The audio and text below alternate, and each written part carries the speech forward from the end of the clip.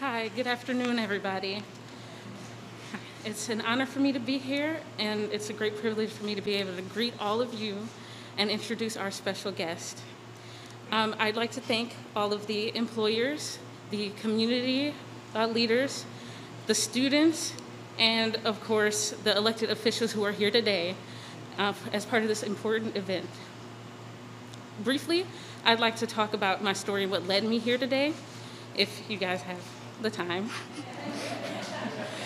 So, academically, I've always enjoyed school and I've always done well.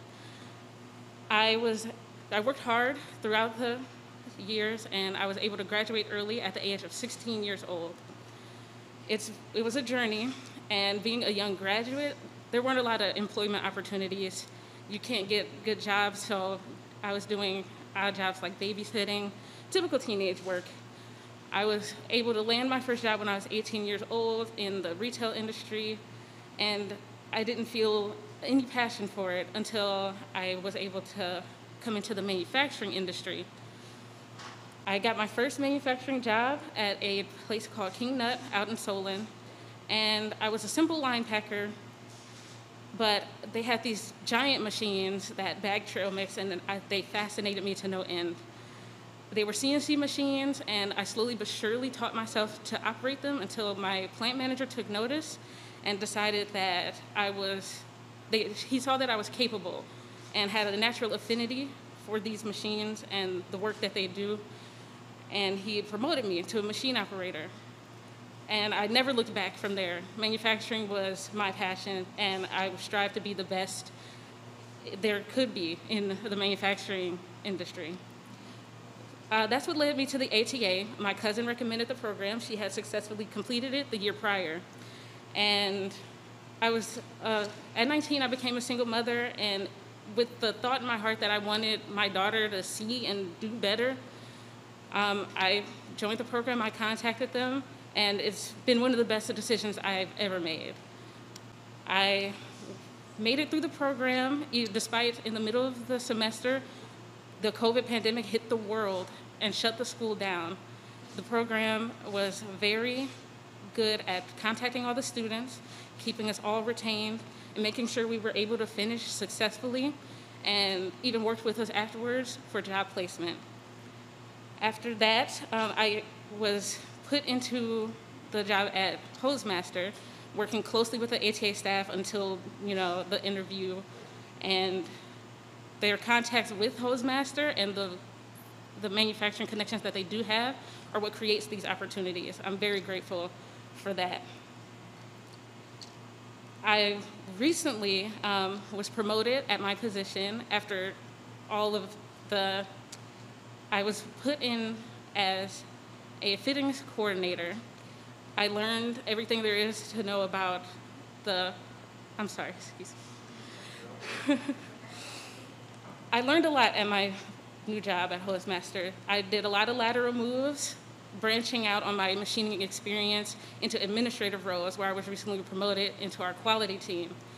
It's been a wonderful journey, and I have Tri-C and the ATA program to thank for that. So, in closing, I would like to thank President Biden for his time and attention to an industry that's so important to me. Manufacturing means so much to me, and for it to get this care and attention from him is invaluable.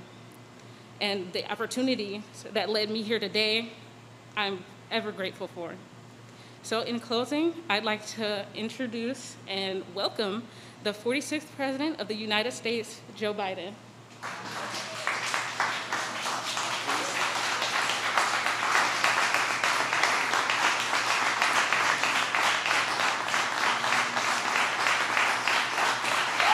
Thank you all. Thank you. Thank you.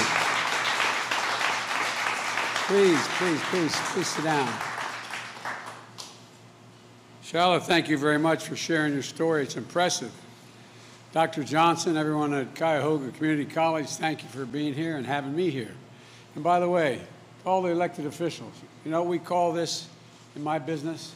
We call this a busman's holiday. To have to come and ride a bus again with another guy. You're awful nice to be here. The only thing worse for an elected official when the president shows up is to say, the worst sentence in English language is, "I'm at the airport." And so thank you all so much. You got some really great friends here. Start with Marcy. And anyway, Mr. Mayor, thank you. Dr. Johnson, thank you very much, and for letting me borrow, by the way, Marcia Fudge to serve as Secretary of Housing and Urban Development.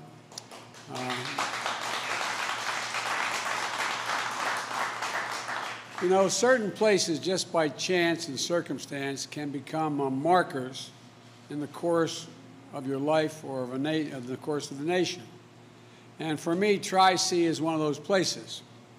Just a little over a year ago, March 10, 2020, I came to Cleveland as a candidate running for president to hold a rally here at the community college. Upon unloading, we got word that Governor DeWine, he did the right thing, wanted large indoor events to shut down because of the growing concerns over the virus and spreading all across America. There would be no rally that night. And life in America had changed, and a long, dark year was about to descend upon all of us. 14 months later, we finally made it to campus. And from a year of darkness, we're now emerging into the light. And I said from the very beginning, there's no chance for this economy to come back unless we beat the pandemic. I remember Congressman Ryan and I talking about that a lot in the campaign trail. You had to beat the pandemic to bring the economy back. And so that's what we set out to do, to help a lot of the people that are right here. And after administering 271 million doses of vaccine in the first 120 days, and we have the cases are down now from January, they're down 83%, COVID cases, down. The number of deaths has fallen by 85%. Schools are reopening, businesses are opening, restaurants are reopening, and I hear that as last night's vaccine lottery, Ohio has a new millionaire. I tell you what, who would have thunk it? $1 million for getting the vaccine. But it's working. Now 56% of Ohioans have had at least one shot. We've got to get to 70%. That's the goal. We've turned the tide on the once-in-a-century pandemic. We've turned the tide on a once-in-a-generation economic crisis. And families are beginning to be able to breathe just a little bit easier. We still have work to do, but our future today is as bright and as wide open as it ever has been. And now we're faced with a question. What kind of economy are we going to build for tomorrow? What are we going to do? I believe this is our moment to rebuild an economy from the bottom up and the middle out. Not a trickle-down economy from the very wealthy. That has never benefited people who are at this college or any other place where they're trying to make a living. To build an economy that rewards work, not just wealth. An economy that works for the backbone of this country. The people who get up every single day, work hard, raise their families, pay their taxes, serve their country, volunteer in their communities, just looking for a little bit of breathing room. My dad used to say, just a little bit of breathing room, honey. And Tim has heard me say this 1,000 times. My dad used to say, Joey, a job's about a lot more than a paycheck. It's about your dignity. It's about respect. It's about your place in the community. It's about being able to look your kid in the eye and say, honey, it's going to be okay. The last few months have demonstrated what that economy can look like. When our event here was canceled in March, our economy was on the brink of collapse. My mom used to have an expression, say, you know, the greatest gift God gave mankind was the ability to forget. Because if it didn't do that, every woman would only have one child. But all kidding aside, the good news is we forget the bad times. That's the good thing about we Americans. We're always optimistic.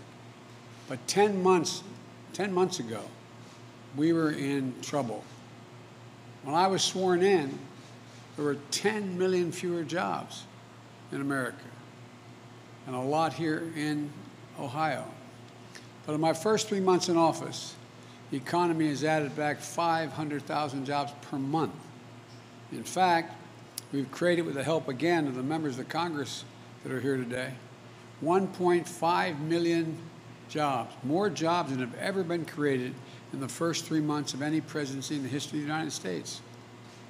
Before I took office, the average initial claims for unemployment insurance were over 830,000.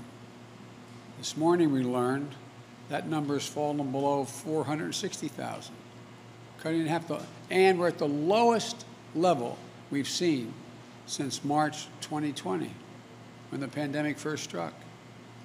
Before I took office, almost 24 million Americans were going hungry. Marcy's heard me say this before. Did you ever think you'd see people lined up for miles and miles and miles going into a stadium to get someone to put a box of food in their trunk?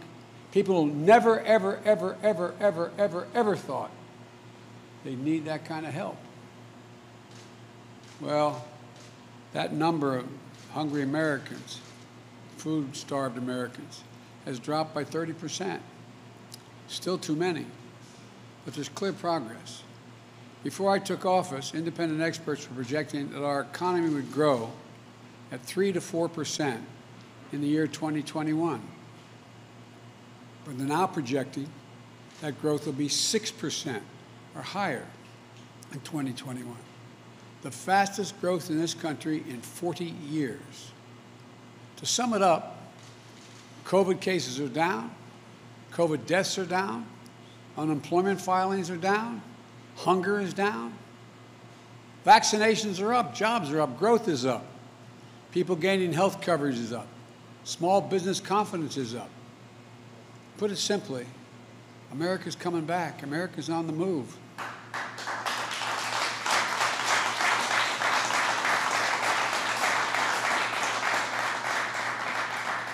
And that wasn't an accident. It wasn't luck. It happened for two reasons. First, we made the vaccine program a priority. As my friends in Congress tell, I got a lot of heat for just focusing on the vaccine. It goes back to what we all talk about. You've got to fix the pandemic before you can fix the economy. We were able, with a lot of hard work, get 600 million doses of the vaccine, enough for every single solitary American. We didn't have enough vaccinators, so we went to FEMA, the United States military, went to the AMA and got retired docs and nurses to come out of retirement. Got thousands and thousands of additional people to administer the vaccines, but we didn't have before.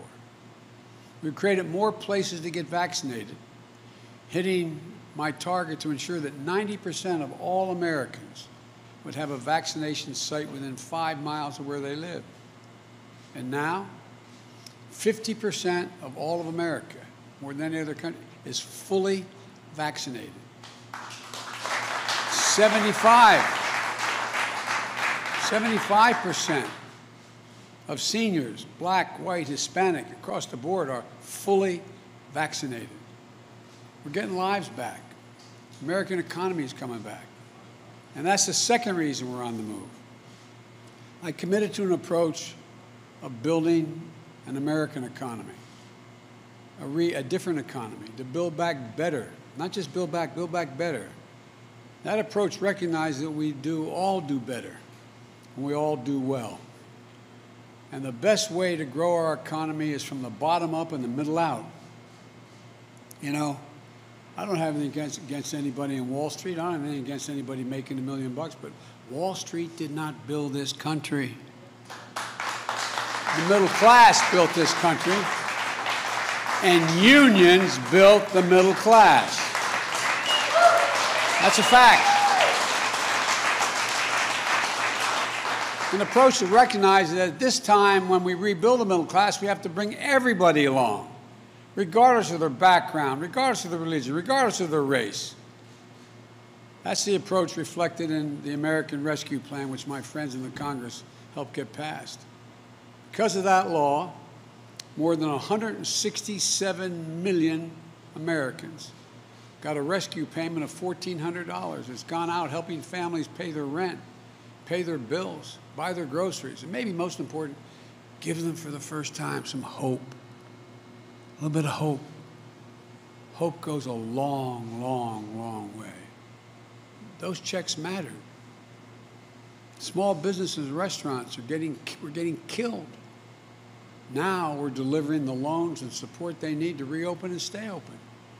Schools were struggling to reopen, so we made targeting teachers to get the vaccine as a priority.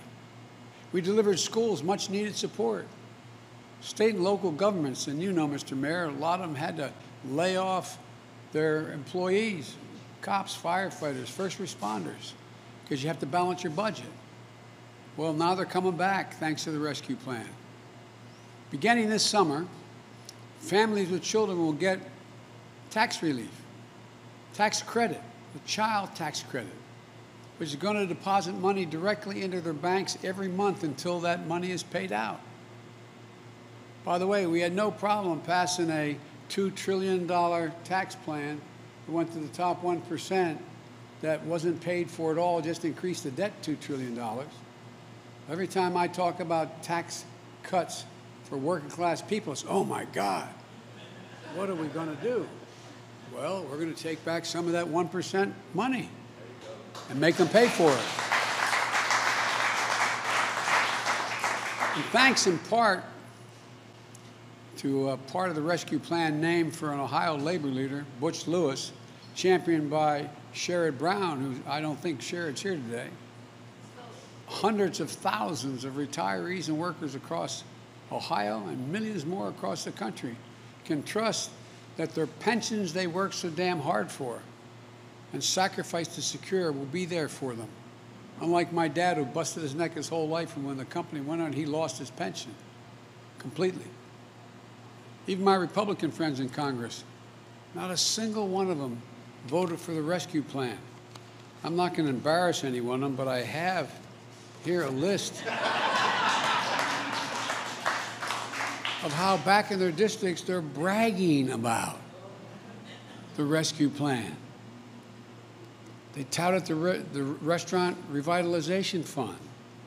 They touted the fact that we're in a situation where they're dealing with touted grants to community health care centers. Touted, I mean, some people have no shame. But I'm happy.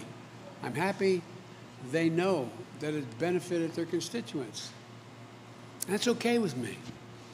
But if you're going to try to take credit for what you've done, don't get in the way of what we still need to do. The bottom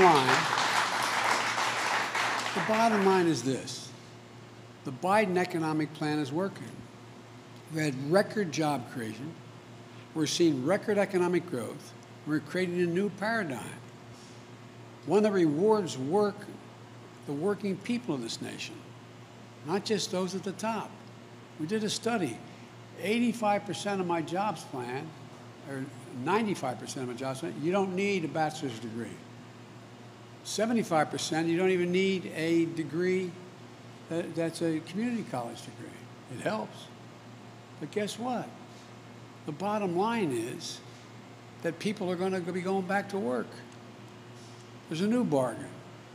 Everyone is going to be in on the deal this time. Now as our economy recovers, there's going to be some bumps in the road. We know that. Of course there will be.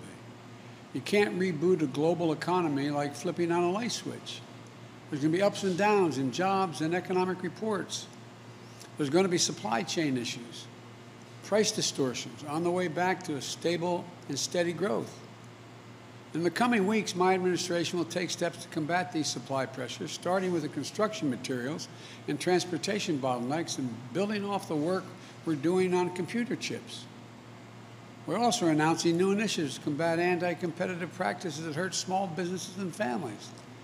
Fixing those problems can help build a more dynamic, innovative economy, and we're going to have a lot more to say about that in the days ahead. But this is already clear. We're on the right track. The American Rescue Plan laid a strong foundation for a new economy that brings everybody along. But it's just the first step. We're going to build on the incentive and incredible progress that we've made and set America on a sustainable path to faster, more inclusive economic growth. We have to start investing in ourselves again, in the American people again. Consider this. 3 decades ago, the United States was number 1, and some would argue number 2 in the world for R&D spending, research and development, as a share of our economy. Know where we are now in the international competition? We're number 9.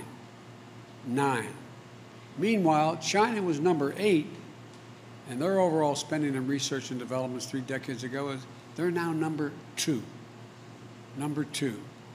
This past year, Japan, Canada, Italy, France, and the EU have announced significant infrastructure spending. China's announced that they're increasing their research and development spending dramatically. Japan is making huge investments in reducing carbon emissions and building out the digital capacity they have. The European Union as well. We're in a race to see who wins the 21st century. Now, if I could hold just for a second here, one of the things I've found, I'm supposedly, they'd always announced me in the past as an expert in foreign policy. Well, let me tell you something. Economic policy is harder than foreign policy. You know what the basis of foreign policy is in our stature in the world? One thing, our economic prowess. Our economic prowess. We must be number 1 in the world to lead the world in the 21st century. It's a simple proposition.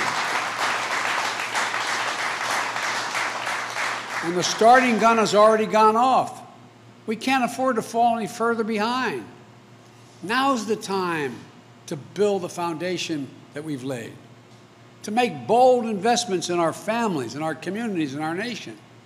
We know from history that these kinds of investments raise both the floor and the ceiling of the economy for everybody.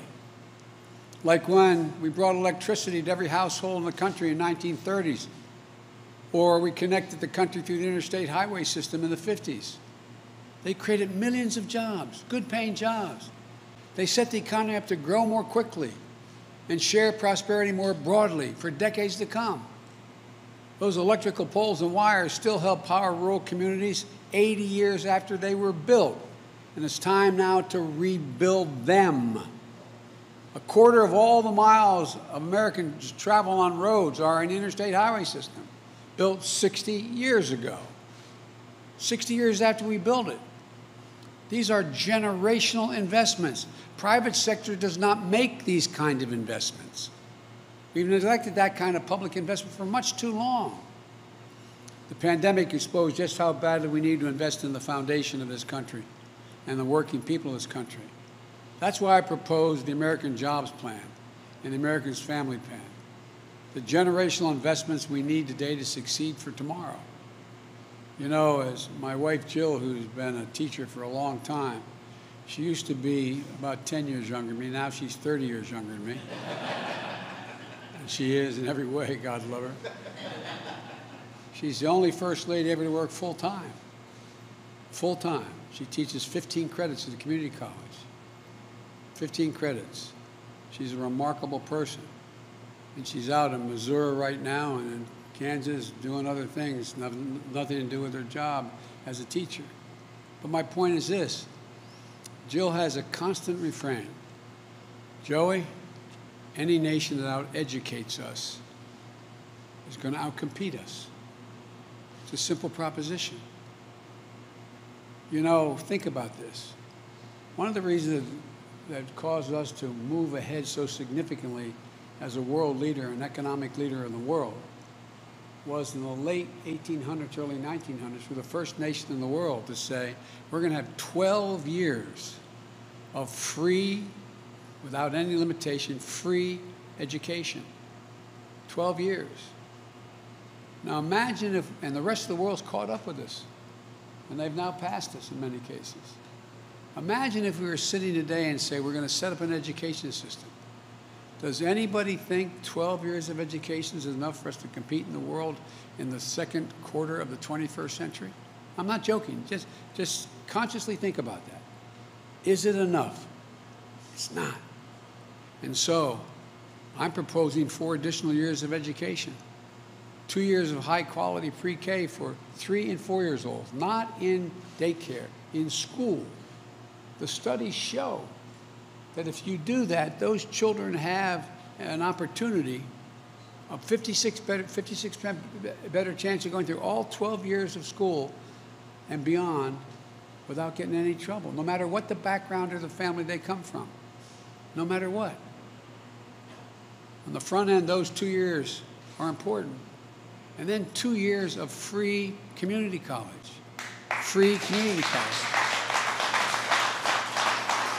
To better prepare our people to get these good paying jobs of the future, jobs I saw students training for throughout the Manufacturing Technology Center. You know, we need to invest in transportation infrastructure. Drive anywhere, and you can see why we're rated 13th in the world in infrastructure. The United States of America is viewed to have the 13th best infrastructure in the world. Come on. This is the United States of America, for God's sake. We need to invest in universal, high-speed internet, more seamlessly connect our businesses and their customers, expand the possibilities of job opportunities in every hometown in America, no matter how big or small. And by the way, if you hold for a second, think about this. How many of you, men and women, have children who were doing remote learning? Think of all the children throughout the country in inner cities and in rural areas that had no internet connection. It's estimated that some of those kids are going to be pushed, although it's only been 1 year, 3 years behind in their education. Look, investment in high-growth industries like clean energy and electric vehicles. It's not just we want to deal with the environment. We want to lead the world in exports of these new technologies instead of ceding the global market and job creation to the Chinese. They're building 20 times as many electric vehicles as we're doing now. And the technology that goes with that. What are we doing? It's millions of jobs in China instead of here. It's not that the jobs we're going to create here, but that we're going to create to export the technology. We used to be the net exporter of major technologies. I also think, and I'm pushing very hard, to make major investments in medicines and cures of the future. Folks, diseases like Alzheimer's, diabetes, cancers, they're all on the cusp of being able to be dealt with.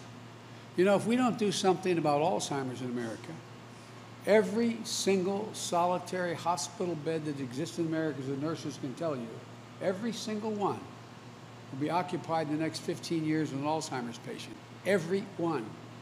Costing us in excess of $1 trillion. So what are we doing? I came up with an idea, and I think it's going to get done. And that is that, you know, there's a thing called DARPA, which is the Defense Applied Application Research. It's an outfit that came up with the internet in the Defense Department, came up with geospacing and a whole range of things that are related to our security. I want to do the same thing at the NIH to focus on those diseases.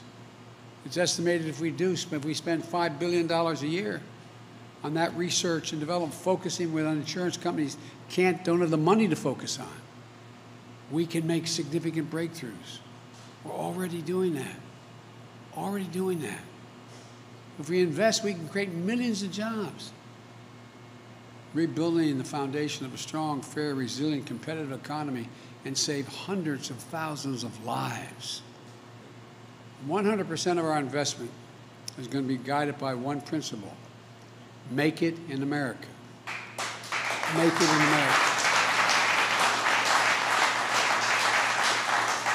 If I can hold that for just a second, there is a law that was passed in the 30s, doesn't violate any trade principle, saying that whatever money, whatever program the taxpayers are paying for, you can spend it all on American contractors. No one's ever done it, though. I promise you, I signed an executive order. If, in fact, we're building the new deck of an aircraft carrier, well, guess what? I get as president to let contracts over $600 billion a year. I promise you, there'll be no contract let to a foreign company or any of the product down the line. Right now what can happen is you can hire an American company and they can sublet to, and their downstream product can all be foreign. All you got to do is get that particular agency to say, you got an exception, we can't find that job here in America. Well, guess what? They're going to find the job here in America. I promise you, or they're not going to get the contracts. These jobs will be good jobs, American jobs that deliver good wages and dignity. And look, this is about choice. We can keep giving every break in the world to corporations and CEOs. Or we can raise the corporate tax rate back to 28%. It was, by the way, 36%. It came down to 28%, which is still lower than it was at any point between World War I and 2017. And they're making trillions of dollars. Let me tell you this to the press again. In the 10-year period between 14 and 24, excuse me, between 10 and 20, 2010, 2020, they made over $1 trillion. I think that's good. You know what they did with $1 trillion? They went out and they bought back 56% of their stock. Because the more they buy back, the more valuable the stock, and that's how CEOs get paid. CEOs used to get paid 35, 36 times to the average employee, and they should get paid. Now it's over 370 times more than the average employee. As my mother would say, who died and left them, boss? No, I'm serious about it. Now, so you got over 50% going to stock buybacks. And the other percent, I think it's 42%. Let me see, 56, it's 40, no, it's 38% goes to dividends, which is reasonable. But here's the point. After all is said and done, that leaves 8% of that $1 trillion for research and development, salaries, new product, new enterprises, new initiatives. 8%. I come from the corporate capital of the world. Literally, more corporations are incorporated in the state of Delaware than any place in America. Combined, all the rest of the corporate registrations combined don't equal what's in my state. It used to be corporations felt they had responsibilities beyond their taxpayer, beyond their shareholders, and beyond their executives. But what is it now? Average CEO becomes a CEO for 6 to 7 years. And by the way, capitalism has incentives. One of the worst votes ever made was during the Clinton administration. Say a corporation could not deduct from their taxes more than $1 million it paid for any CEO. So guess what they start doing? 80-some% of CEOs now get paid in stock options. Why do you think they buy back the stock? To raise the price of the stock. They're not bad guys. It's just the incentives. So if we just raise the corporate tax to 28%, which is still lower than where it was, I said, between World War I and 2017, that generates $90 billion additional dollars into the Treasury per year. That could put hundreds of thousands of people to work to modernize our roads, our bridges, our ports, our airports, and pay for it. Pay for it. Put people to work to make sure every American has access to high-speed internet so businesses can compete in the 21st century. Kids in every community can get ahead. Another choice. We can ask the top 1% of the taxpayers in America to pay the same tax rate they paid when George W. Bush was president. You know how much that would generate? That generates $13 billion per year, allowing every student in America to go to community college for free. When I was in the last administration that I was part of, Obama-Biden, the president asked me to find out what the major corporate entities thought was the most important thing they needed. We interviewed over 340, I think it's 348 CEOs. You know what they said? Every one of them. A better educated workforce. But they're not spending money to educate the workforce. So imagine what we do. Corporate America benefits with a better educated population. Do you want to give the wealthiest people in America another tax cut? By the way, I don't begrudge them the money they made. Just start paying your fair share, just a little bit. Consequence would help every high school graduate earn an education like students here at Tri-C, one that puts people on a path to good paying jobs and industries of the future. Look, I know you know what's best for America. And by the way, better educated public helps everybody.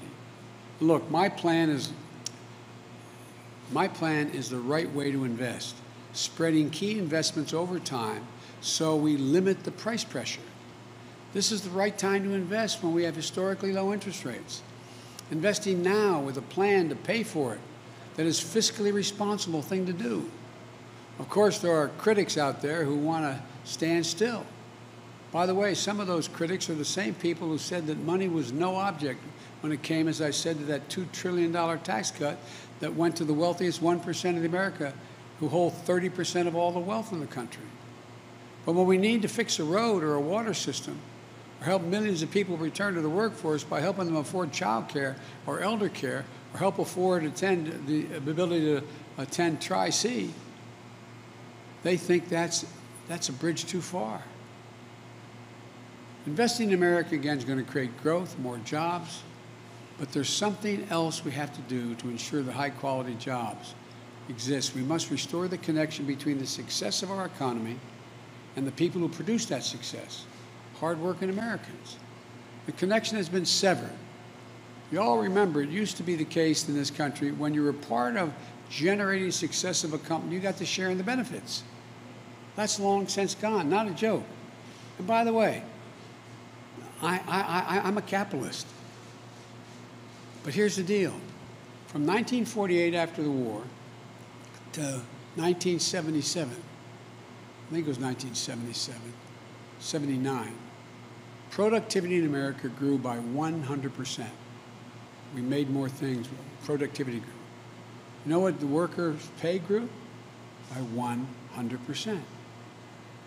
Since 1979, all that changed. Productivity has grown 4 times faster than pay has grown. The basic bargain in this country has been broken. If you work hard and contribute to the success of enterprise, you get to share in success. That's not the case anymore. So you can carve out your place in the middle class. That's how it happens. That's how it works in healthy capitalist economies. But along the way, we started seeing the stock market and corporate profits and executive pay as the sole measure of our economic success. Let me tell you something. My sole measure of economic success is how working families are doing, whether they have jobs that deliver dignity. That means we have to focus on wages like we used to. When it comes to the economy we're building, rising wages aren't a bug, they're a feature. We want to get something economists call full employment. Instead of workers competing with each other for jobs that are scarce, we want employers to compete with each other to attract work. We want the companies to compete to attract workers. That kind of competition in the market doesn't just give workers more ability to earn a higher wage, it gives them the power to demand and be treated with dignity and respect in the workplace. And it helps ensure that in America, when you walk into work, you don't have to check your right to be treated with respect at the door. Full employment also means more options and opportunities for workers, including Black, Hispanic workers, Asian American workers, women, who've been left behind in previous economic recoveries when the labor market never tightened up enough. Look, this isn't just good for individual workers. It also makes our economy a whole lot stronger. When American workers have more money to spend, American businesses benefit. We all benefit. Higher wages and more options for workers are a good thing. A lot of companies have done extremely well in this crisis, and good for them. Good for them. The simple fact is, though, corporate profits are the highest they've been in decades, and workers' pay is at the lowest it's been in 70 years. We have more than ample room to raise workers' pays without raising customer prices. Soaring corporate profits and stagnant wages aren't the American dream, and they aren't the American deal. Look, I'm not looking to punish anyone or to say business shouldn't be able to make a significant profit. I understand the risk and challenges business owners face, and they should be rewarded for their success and the risks they take. I just think after decades of workers getting a raw deal, it's time they be given a fair shake.